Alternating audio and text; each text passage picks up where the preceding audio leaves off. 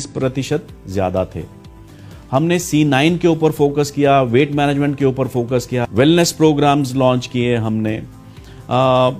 हमने करीबन 10 wellness programmes किए हैं और 20 RDOs में कंटिन्यूसली एक्टिविटीज करते आए हैं और 11 सक्सेसफुल C9 के प्रोग्राम्स किए हैं जिनमें करीबन 200 लोगों ने अपना वेट लॉस किया।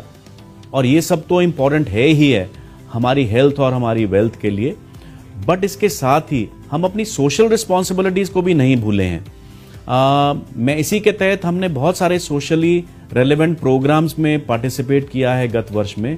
मैं कुछ आपको बताना चाहूंगा। हमने भारतीय लोक शिक्षा परिषद और लक्ष्यम NGO के तहत एक एजुकेशनल प्रोग्राम में पार्टिसिपेट किया। हमने एक NGO करके है तमन्ना, जो कि स्पेशली एबल्ड बच्चों के लिए है, उनकी पढ़ाई पे ध्यान देती है और उसमें ये पाया गया है कि नॉर्मल पेंसिल पेन की बजाय वो लैपटॉप से एजुकेशन और उनका नॉलेज बहुत जल्दी बढ़ता है। तो हमने उनके लिए लैपटॉप्स उनको कुछ गिफ्ट किए। हमने health and eye checkup camps में पार्टिसिपेट किया और एक कृषि प्रसार फाउंडेशन है जो कि विमेन्स एम्पावरमेंट के ऊपर फोकस करता है, हमने उसमें भी कुछ कंट्रीब्यूशन किया। हमारा जो बिजनेस है ग्लोबली करीबन 70% बिजनेस विमेन से आता है और भारत में जब हमने देखा तो करीबन 5% बिजनेस विमेन से आता है। तो हमें लगा कि एक हिडन अपॉर्चुनिटी है जहां पे अगर हम फोकस करें तो हमारा बिजनेस इंप्रूव हो सकता है। तो हमने विमेन्स कॉन्क्लेव के जरिए एक ऐसा फोरम क्रिएट किया 2023 में, जिसमें पहले साल में करीबन 150 लोगों ने पार्टिसिपेट किया। आपको जान के खुशी होगी कि 2024 में हमने विमेन्स कॉन्क्लेव में करीबन 500 पार्टिसिपेंट्स के साथ आगे बढ़ने की शपथ ली। इस इनिशिएटिव के बाद हमारे number of women performers continuously बढ़ते ही चले जा रहे हैं। दोस्तों, मैं आपको बताना चाहूंगा कि सन 2024 में करीबन 13% की ग्रोथ आई है वुमेन्स परफॉर्मर्स में।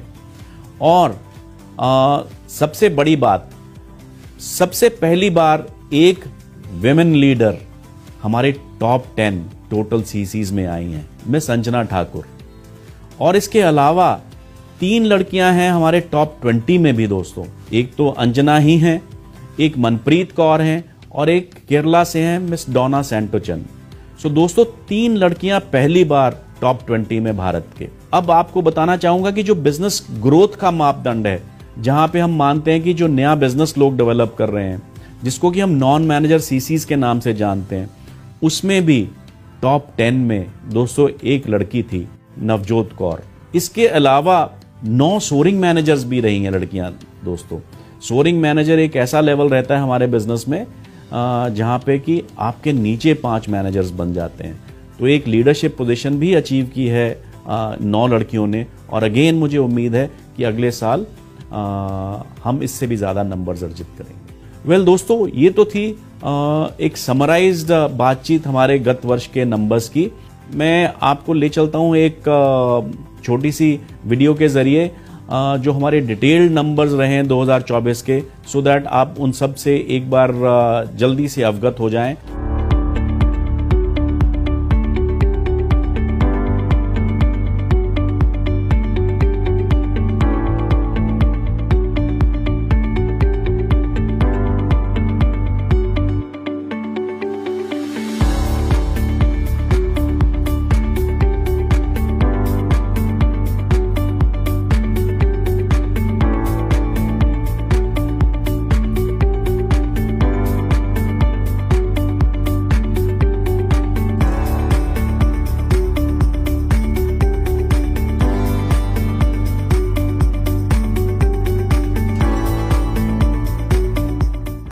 दोस्तों, ये तो हमने देखा अब 2024 के अपने अचीवमेंट्स के बारे में।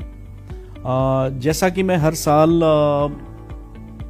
आप लोगों से शेयर करता हूं कि हमारे 2025 के फोकस एरियाज क्या रहेंगे। वेल, हमने अपने लेवल पे, कंपनी के लेवल पे अपने फोकस एरियाज तो डिफाइन कर लिए हैं। इस चीज़ के लिए मैंने जो हमारे बिजनेस के कोर प्रिंसिपल्स हैं, जिनको कि हम 4 कोर के नाम से जानते हैं, उनको एनालाइज किया।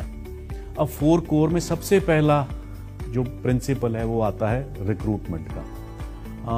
इसके मायने हैं कि आपके व्यापार में, आपके बिजनेस में पूरे साल में कितने लोग ज्वाइन करेंगे।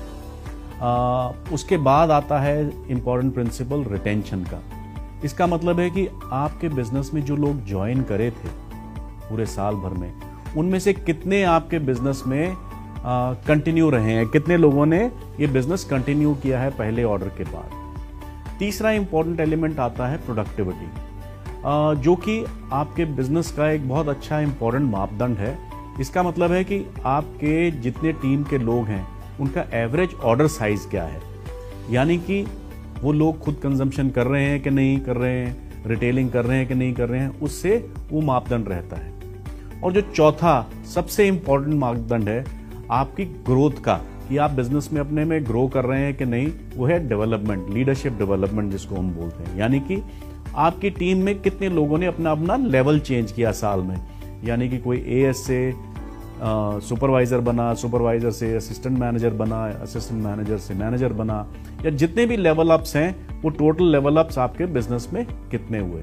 तो ये जब सब चारों का मापदंड हम करते हैं, हमें चारों में इंप्रूवमेंट चाहिए 2025 में, तो हमारा फोकस एरिया 2025 के लिए रहेगा रिटेंशन और प्रोडक्टिविटी। इन चीजों को इंप्रूव करने के लिए हमें क्या करना होगा?